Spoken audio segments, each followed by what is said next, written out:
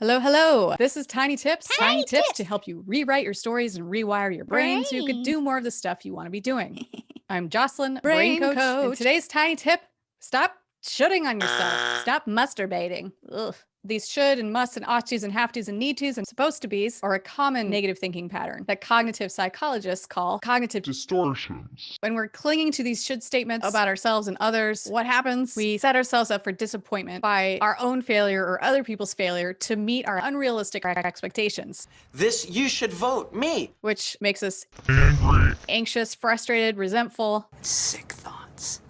Not so nice. Dr. Albert Ellis coined the term masturbating. Did he say that? He said it. It's basically your brain telling the story that if you're not getting what you want, the world is a horrible, awful, terrible place. Right. The three main musts are I must do well, or I'm no good. You louse, must treat me well, or you're worthless and deserve to roast in hell.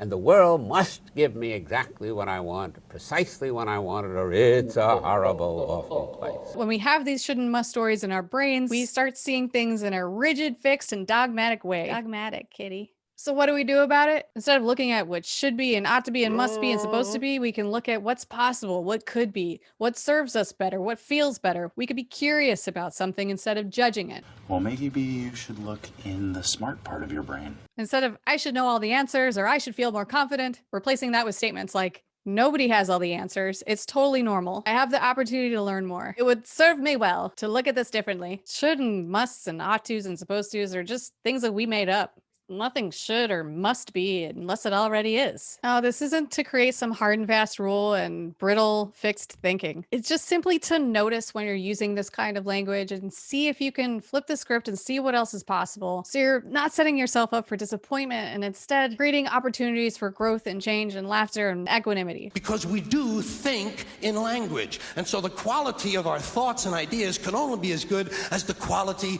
of our language. One of the best examples I can think of for using the word should is a statement like Albert Einstein's, you should look for what is and not what you think should be. Don't should and masturbate on people. It's gross. I should stop recording, huh?